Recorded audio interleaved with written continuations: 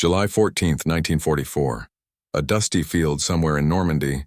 France. General Omar Bradley, commander of the entire 1st U.S. Army, stands with his arms crossed, watching a modified Sherman tank idle 30 yards away.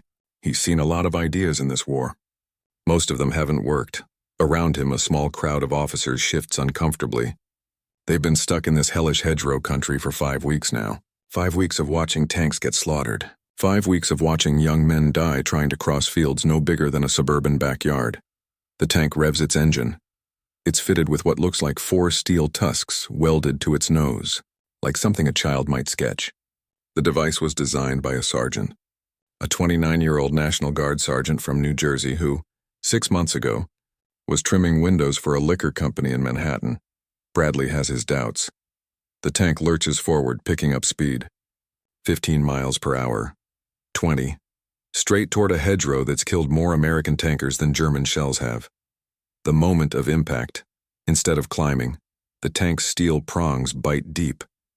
The Sherman doesn't tip upward, doesn't expose its paper-thin belly to German guns hiding on the other side. It cuts, through roots that have been growing since before America was a country, through earth and stone and tangled vegetation. 3 minutes later, the tank emerges on the far side, intact. Gun forward, crew alive. Bradley uncrosses his arms. How many of these can we build? To understand why this moment mattered, we need to go back 6 weeks, to June 6, 1944, D-Day. The largest amphibious invasion in human history had succeeded. Against staggering odds, American, British, and Canadian forces had secured a foothold on the beaches of Normandy.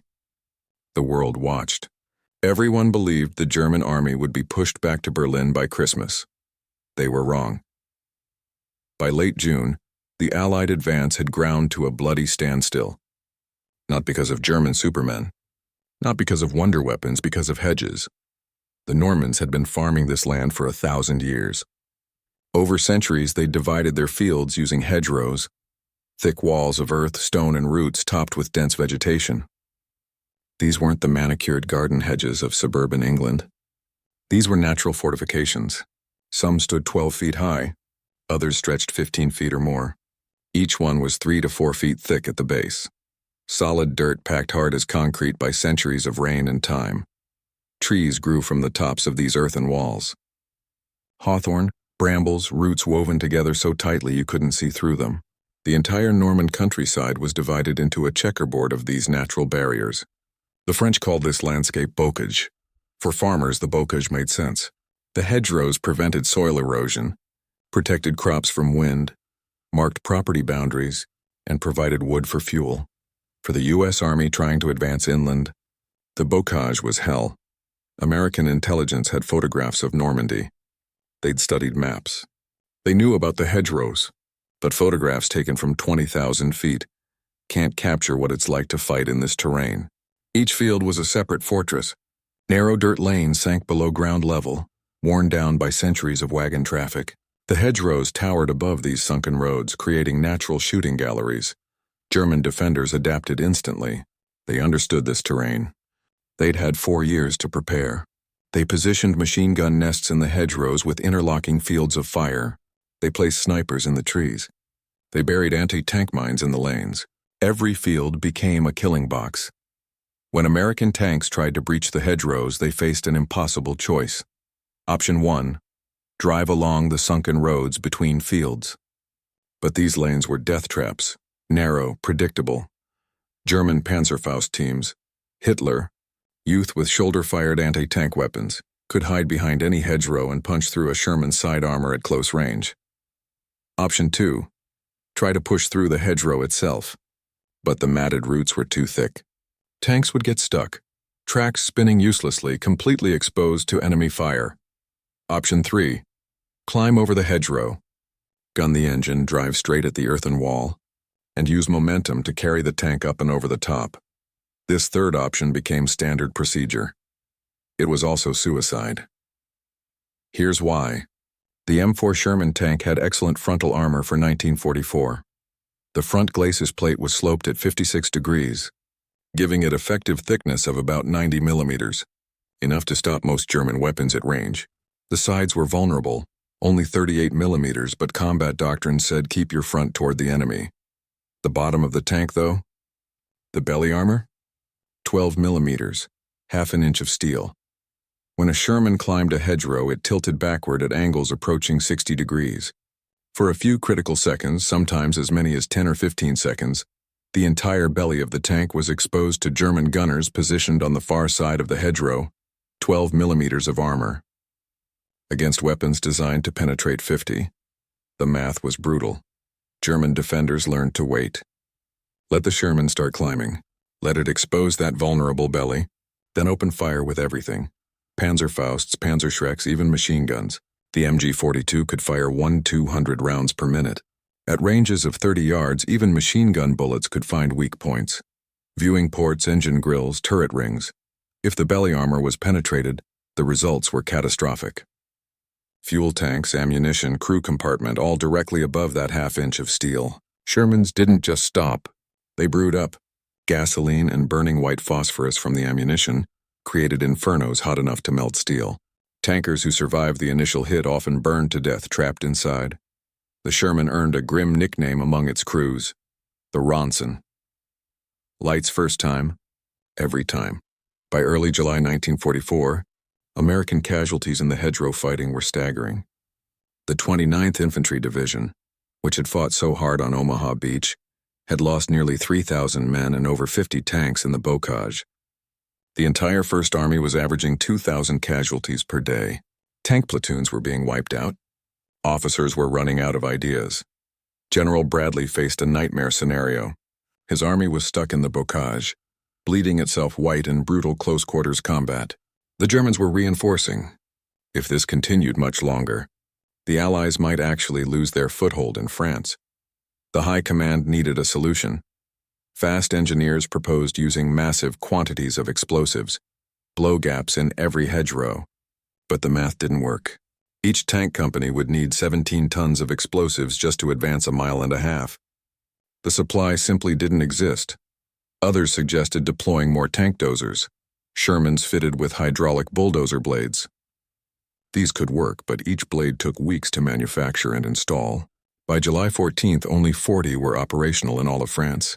Time was running out, and then a National Guard sergeant from Cranford, New Jersey had an idea. Curtis Grubb Cullen III was not supposed to become a hero. Born February 10, 1915, Curtis grew up on Holly Street in Cranford, New Jersey. Solid middle-class family. His father worked for Schenley Distillers.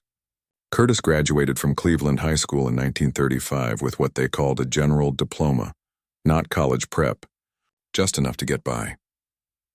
He graduated straight into the teeth of the Great Depression. Finding work in 1935 meant taking whatever you could get. Curtis was lucky. His father pulled strings at Schenley, got him hired as a sales promotion assistant. The job title sounds impressive. The actual work? Window trimming.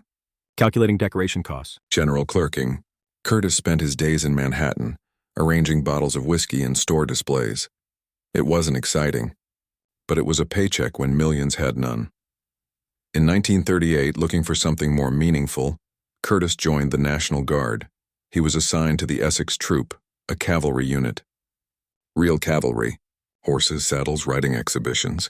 The Essex Troop was considered elite, a glamorous throwback to an earlier age of warfare.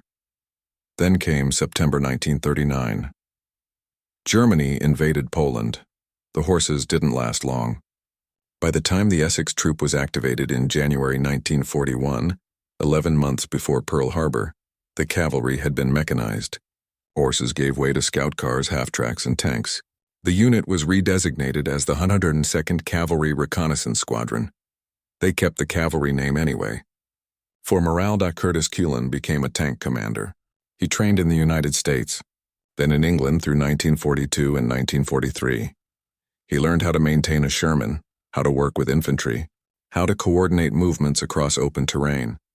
Nobody trained them how to fight in the bocage, because nobody expected the bocage would matter. Curtis landed in France shortly after D-Day. He was 29 years old, a sergeant, and absolutely unprepared for what came next. The hedgerows were worse than anyone had imagined. The 102nd Cavalry Reconnaissance Squadron was part of the 2nd Armored Division. Their job was to scout ahead of the main force, probe German defenses, find weak points. In the bocage, every reconnaissance mission became a bloodbath. Tanks couldn't maneuver. They couldn't see more than one field ahead. Every advance meant climbing another hedgerow, exposing another belly to German fire. Curtis watched friends die. He watched Shermans burn. He watched crews bail out of damaged tanks, only to be cut down by machine gun fire before they could reach cover. By mid-July, the situation had become desperate. The 2nd Armored Division held meetings. Officers asked for ideas. How do we get through these damn hedges without losing every tank we've got? Various units tried different approaches. The 747th Tank Battalion, attached to the 29th Division, came up with something called the salad fork, timber prongs attached to the front of tanks. The idea was to ram these wooden prongs into the base of a hedgerow, back out leaving tunnels. Engineers would then run forward and stuff explosives into the tunnels. It worked. Sort of. The timbers kept breaking, and engineers on foot, running through open fire to place explosives. It was asking men to commit suicide. Another officer, Lieutenant Charles Green, improved the design. He replaced the wooden prongs with railroad tracks welded to the front of the tank, more durable, harder to break. His tank bumper or green dozer showed promise, but Curtis Coolin was thinking about a different problem entirely. He wasn't trying to make tunnels for explosives. He was trying to keep his tank horizontal, keep the belly armor protected. If the tank could cut through the hedgerow instead of climbing over it, the way a plow cuts through soil, the crew would survive. The question was, how?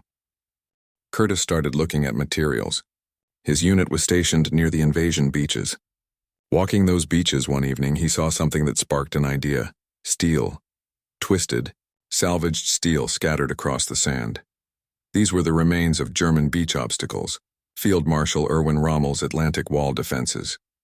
Rommel had ordered thousands of steel and concrete obstacles planted along the Normandy coastline to destroy landing craft and block tanks. Some were called Belgian gates, steel frames that resembled barnyard gates made of angle iron and steel plates. Others were simpler, steel beams, posts, rails. All of them were now Allied salvage. Curtis studied these obstacles. Heavy-gauge steel, already cut to manageable lengths by combat engineers clearing the beaches. Strong enough to withstand naval gunfire, strong enough to cut through hedgerows. He sketched a design. 4 prongs, steel teeth welded to the front of a Sherman. Angled slightly downward so they'd bite into the base of the hedgerow, into the root system. When the tank charged forward, instead of riding up the earthen wall, the prongs would dig in, anchor the tank's nose down, force it to push through rather than climb over. Curtis brought his sketch to other tankers in the 102nd. Some thought he was crazy. Others said it might work. The division's maintenance section agreed to build a prototype. The welding took a day. They tested it in an empty field near their encampment.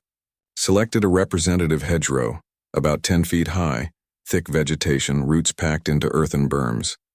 Curtis climbed into the commander's position. The driver revved the engine. "All right," Curtis said over the intercom. "Let's see if this kills us." The Sherman accelerated. 20 miles per hour. Straight at the hedgerow. Impact.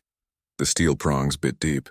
The tank shuddered, a violent bone-rattling shake, but it didn't tip backward. The nose stayed down. The treads kept driving. Roots snapped, dirt flew. Vegetation tore away in chunks. 10 seconds later, the Sherman burst through the far side. Level. Guns forward. Crew intact. The belly had never been exposed. Curtis keyed the radio to the division command post. "It works." Word spread quickly. A sergeant had invented something that might actually save lives. The device was dubbed the Rhinoceros, or just Rhino, because of the horn-like prongs jutting from the tank's nose. But one successful test wasn't enough. The Army had been burned before by battlefield innovations that worked once and failed in combat. They needed a demonstration. A formal evaluation, July 14, 1944. General Omar Bradley, the man commanding more than $300,000, American soldiers in France, arrived at the 2nd Armored Division's position. He'd been briefed on the Rhino. He'd seen dozens of brilliant ideas fail. He needed to see this one work with his own eyes. Curtis Cullen's modified Sherman was positioned in an open field. Several officers from the division staff stood nearby, along with the division commander, Major General Edward Brooks. Everyone understood what was at stake. Operation Cobra, the massive offensive designed to break out of the bocage, was scheduled to begin in less than 2 weeks. If the Rhino device didn't work, that offensive would be a slaughter. Bradley watched the demonstration in silence. The Sherman charged a series of hedgerows. Each time the steel prongs bit into the earthen wall. Each time the tank stayed level, plowed through, emerged on the other side with its belly protected and guns operational. 3 minutes per hedgerow. Sometimes less without explosives, without engineer teams running through fire, without exposing the vulnerable underside to German anti-tank weapons. Bradley turned to his staff. How fast can we manufacture these? The answer came from the 1st Army Ordnance Section. Pretty damn fast if we use beach obstacle salvage. Hundreds of tons of German steel were still scattered across the invasion beaches. Combat engineers could cut it. Division maintenance shops could weld it. Bradley made the decision on the spot. Fit every tank in 1st Army with this device. Emergency priority. Do it before Cobra kicks off. He turned to Curtis Cullen. Sergeant, you might have just saved this offensive. The machinery of the U.S. Army swung into action with remarkable speed. Between July 15th and July 25th, 10 days, ordnance teams across Normandy worked around the clock. They scavenged steel from the beaches, hauled it inland on trucks, cut it into prongs using acetylene torches. Maintenance shops welded the prongs onto Sherman after Sherman after Sherman. Curtis Cullen's design became the template, but other units modified it. The 3rd Armored Division added triangular cutting plates to the ends of the prongs. Some units used 3 prongs instead of 4. Others experimented with different angles. The goal was the same. Keep the tank level, protect the belly, survive the hedgerows. By July 25th, the morning Operation Cobra was scheduled to begin. Over 500 American tanks had been fitted with hedgerow cutting devices. That represented roughly 60% of all tanks in the 1st Army's assault force. The Rhinos were classified top secret. Bradley ordered that none be used before Cobra started. The element of surprise mattered. If German intelligence learned about the devices, they'd adjust their tactics. American tankers waited, engines idling, steel tusks gleaming. July 25, 1944. 09:38 hours. The largest aerial bombardment in support of ground troops in history began. Over 1,500 B-17 and B-24 heavy bombers pounded a rectangular target zone south of St. Lo. The earth heaved. German positions, bunkers, trenches, command posts were obliterated. The Panzer Lehr Division, defending this sector, effectively ceased to exist as a coherent fighting force. Then, the tanks rolled forward, Rhinos.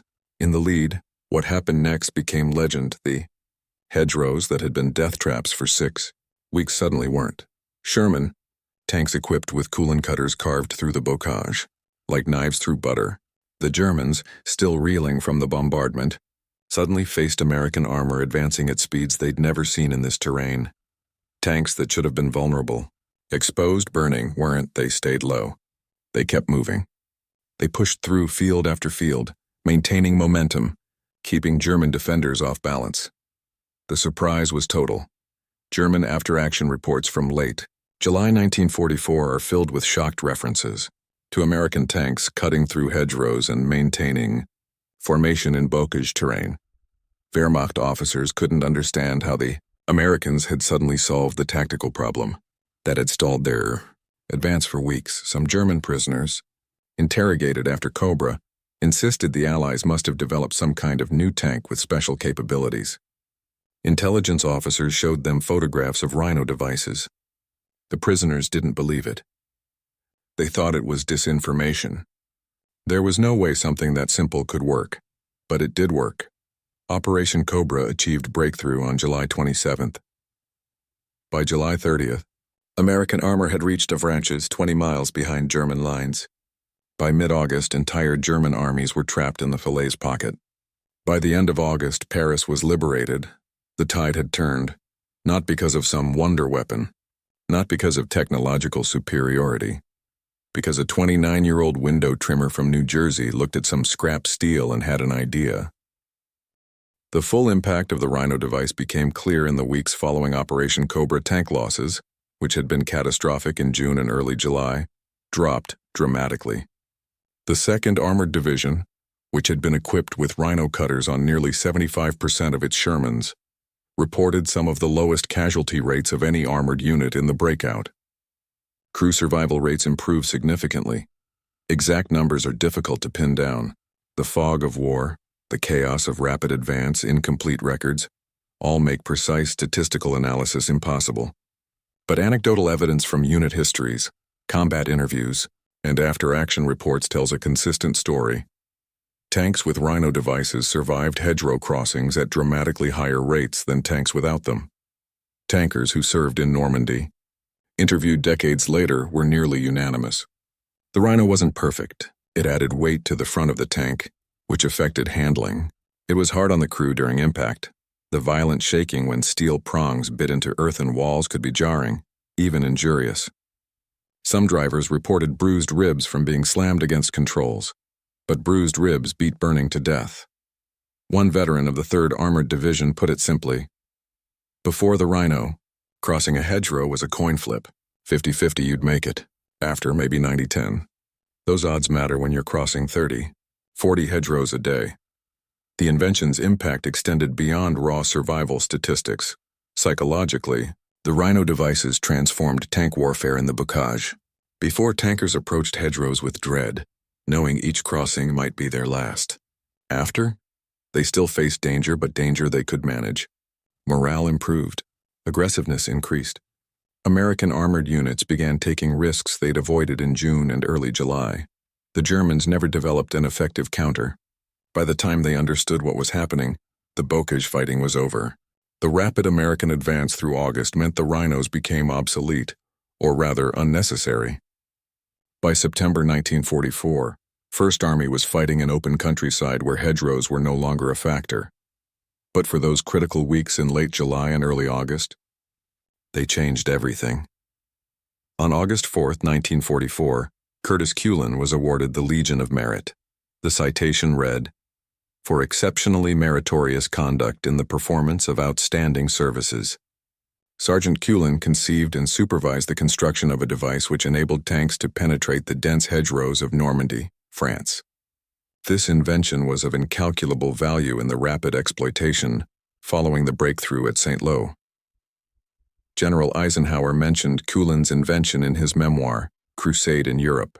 General Bradley did the same in his book, A Soldier's Story. Both credited the Rhino with saving American lives and accelerating the breakout from Normandy. Curtis himself remained humble about the whole thing. In letters home to his family in Cranford, New Jersey, he downplayed his role. "Just happened to be in the right place with the right idea," he wrote. Plenty of other fellows were working on the same problem. That was true. Lieutenant Charles Green's tank bumper had been developed simultaneously. The 747th Tank Battalion's salad fork preceded both. Other units fielded their own variations. The story of the Rhino wasn't about one genius inventor working in isolation. It was about soldiers on the ground, facing impossible conditions, improvising solutions with whatever materials they could find. Curtis's genius wasn't the steel prongs. It was recognizing that German beach obstacles, enemy defenses, could be repurposed as American offensive weapons. It was seeing potential in scrap metal, lying on a beach, and it was being willing to risk his own life testing the idea. The war continued after Operation Cobra. Curtis Cullen continued to serve with the 102nd Cavalry, reconnaissance squadron as they pushed into Germany. The hedgerows of Normandy gave way to the forests of Belgium, then the industrial cities of the Ruhr. On November 2, 1944, Curtis was walking point at night in Germany's Hürtgen forest.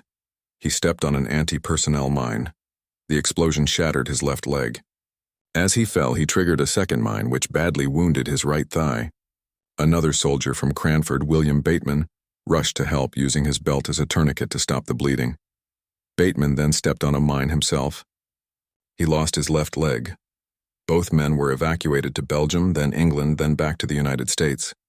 Curtis underwent multiple surgeries. His left leg was amputated. He spent months in various military hospitals before finally being discharged in September 1945. He married Bernice Enright in 1945. They settled in New York City. Curtis went back to work for Schenley Industries, the same company where he'd trimmed windows before the war. He died November 20th, 1963. He was 48 years old. Eisenhower, learning of Curtis's death, sent a telegram of condolence to his widow. In it, he wrote, "Few soldiers contributed as much to victory in as simple a way. He will be remembered." Today, if you visit Cranford, New Jersey, you'll find a street named Coolin Drive. On the lawn of the municipal building, there's a bronze plaque mounted on a boulder. It reads, SGT Curtis G. Cullen III, 1915-1963, inventor of the tank hedgerow cutter Normandy. France, 1944, awarded Legion of Merit at Fort Knox, Kentucky. A maintenance facility at the U.S. Army Armor School bears his name. Tank crews still learn his story as part of their training, not because they'll ever need to cut through Norman hedgerows, but because Curtis Cullen embodies a principle the Army values. Soldiers don't wait for solutions from headquarters. They solve problems themselves with whatever they've got at hand. The Rhino device itself was retired by late 1944. After Normandy, its specific application became obsolete. Modern armored warfare moved on. Tanks became faster, more powerful, more technologically sophisticated, but the principle behind the Rhino, field modification, soldier innovation, battlefield adaptation, became doctrine. Today, American military culture emphasizes what it calls ground-up innovation, the idea that the best solutions to tactical problems come from the people actually facing those problems. That a sergeant with a welder and a pile of scrap metal might change the course of a battle more than a general with a grand strategy. Curtis Cullen proved it could happen, though my question of lives saved is impossible to answer precisely. The title of this documentary suggests 800 lives. That number may be conservative. It may be high. Records from 1944 don't allow for counterfactual analysis. We can't know how many tankers would have died in Operation Cobra and subsequent operations if the Rhino hadn't existed. What we do know, tank casualties decreased significantly after Rhino devices were deployed. Crew survival rates improved. The breakout from Normandy succeeded faster, and with fewer losses than commanders anticipated. Thousands of American, British and Canadian soldiers, tankers, infantry engineers made it home from the war who might not have if the Bocage fighting had continued through August and September as a grinding stalemate. Some of those soldiers undoubtedly owed their survival to a device welded together from enemy beach obstacles by a National Guard sergeant who'd spent his civilian life arranging whiskey bottles in Manhattan store windows. History is full of pivotal moments that turned on small innovations. Stirrups changed medieval warfare. Canned food made Napoleon's armies mobile. Radar won the Battle of Britain. The Cullen hedgerow cutter, the Rhino, belongs in that conversation. Not because it was technologically sophisticated. It wasn't. 4 steel prongs welded to a tank isn't high-tech by any measure, but because it solved a problem no one else had solved. Because it did so cheaply, quickly, and effectively. Because it worked not in theory or in laboratory tests, but in actual combat against a competent, determined enemy. And because it was invented by exactly the kind of person military bureaucracies tend to ignore, a junior enlisted man with no engineering degree, no connections, no formal authority. Curtis Cullen didn't wait for permission. He didn't submit his idea through proper channels and wait for a committee to review it. He built a prototype, tested it, and showed his commanders it worked. In that sense, his story isn't just about World War II. It's about what happens when institutions empower people at every level to think creatively, to take initiative, to question assumptions. The hedgerows of Normandy were supposed to be impenetrable. Military experts said tanks couldn't operate effectively in that terrain. The Bocage was treated as an immutable fact, a problem without solutions. One sergeant looked at the same problem and said, "What if we just cut through them?" Sometimes the answer really is that simple. Sometimes all it takes is a welder, some scrap steel, and someone crazy enough to try.